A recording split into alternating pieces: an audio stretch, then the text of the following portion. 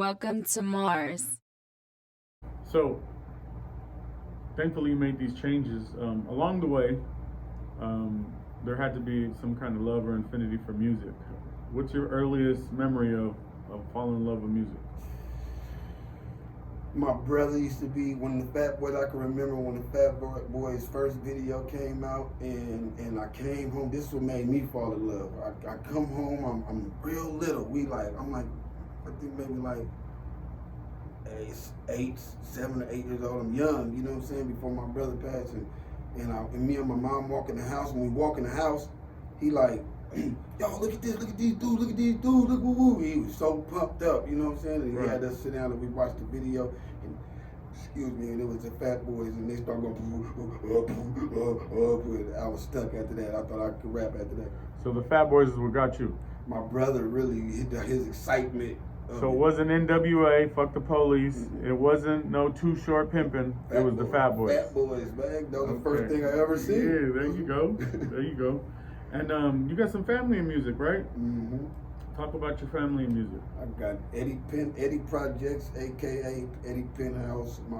That's my brother. He been married to my sister for I said they've been married like 20-something years now. You know what I'm saying? Family. Yeah. That's my brother. You know what I'm saying? Yeah. And then you got Raven Justice. That's my stepdad's daughter's son. You know what I'm saying? So that's my nephew. Seen him come up out of his mama's womb. I know he don't want me to say that, but right. I saw you. You know what I'm saying? I was there. You know what I mean? And then you got Pedro Classic. That's my brother. I usually wear his piece, but for some reason I walked out without it. But that's his brother.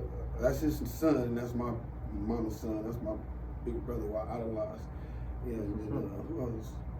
I just said just them three right now. I can think of. Right. So, what do you see or see them do, or how is that influencing family members that are also doing this music? How do you learn from what you see them do and apply it to your own strategy? I just watch all their movements. I watch how they hold the mic. I watch how their videos are. I listen to their music. I listen to their wordplay. You know what I'm saying? I study everything, right. Especially Eddie P. And then especially Eddie P. And then Raven Justice. I was at his house one day, and when he see this, he gonna remember. I was at his mama's house, and he pulled up over there.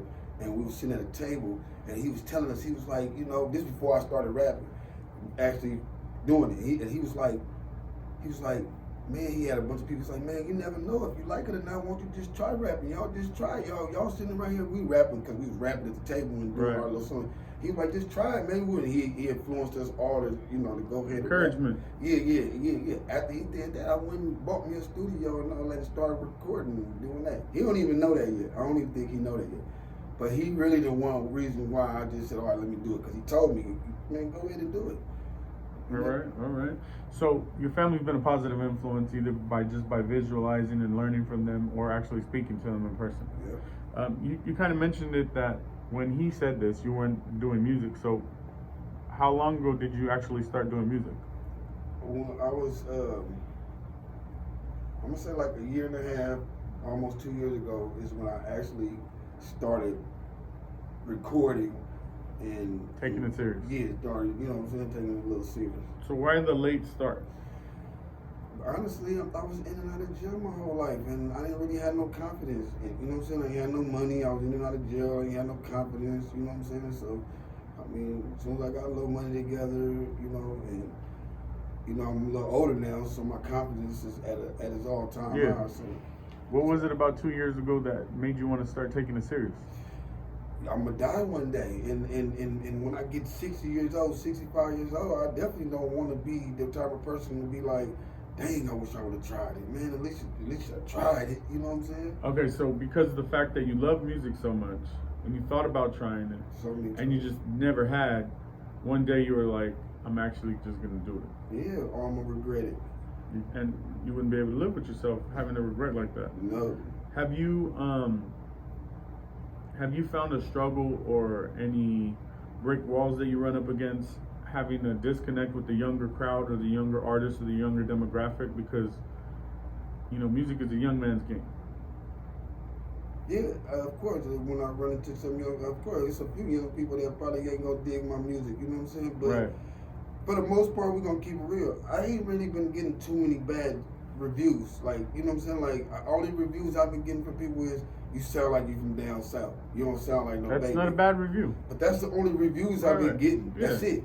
No, I'm not. Fab even told me one day, he was like, bro, you go hard. And I'm like, and you know, and I thought he was on some bullshit, you know, just talking, you know, and then the next day, I pulled up on him again. The nigga rapped a few of my bars. Like, he's like, Right. nah, he's like, bro, I was serious when I told you you went hard. Right. Shout out Fab though. You talking about Mr. Fab? Yeah. Right. Okay. I was like, well, damn, shit, he remembered a couple bars. They had me pumped though. Well, yeah, you got good music. I didn't mean like that. I mean, you know, there's just, you were talking about it earlier before we started. That's why I brought it up. Yeah. There's a disconnect between It is. an older artist and a younger demographic, and usually it's the younger demographic that determines what's hot. And that's the problem with my music. I have to figure out where I want to go. Do I want to try to get it with the youngsters, or do I want to just keep it on my level and try to get my fan base with the older folks and all that stuff that's been around for me that can appreciate, you know, heartfelt music and stuff like that. Because some of the youngsters, they don't want to hear about nobody needle being stuck in your arm. They want to hear that shit. We talking about shoot 'em up, bang bang, man. Right. We talking about, you know what I mean, that type of shit. Smoking ops. Yeah, and I don't really want to rap like that too much. Right. I'm too old for that. Yeah, you don't want to smoke ops. So it's kind of got me in between on how I'm Finding a balance. Yeah. So that's part of discovering who you are as an artist, you know, and doing something for 2 years. You're still gonna find those ins and outs and those trials and tribulations to discover who you are. But I think you're doing a good job at it so far. I think you found a good balance of making good quality music, and not being afraid to show your experience, your life experience. Because to me, the best music that is made is a true life experience. Like I can listen to an artist and be like, I don't believe a word they're saying, or I can listen to an artist and be like, man, I believe everything. You know what I mean? And I got some songs where you're going to listen to it and you're going to be like, yeah, I believe everything you said. Then I got some songs for them that you're going to be like, nigga, I don't believe none of that shit.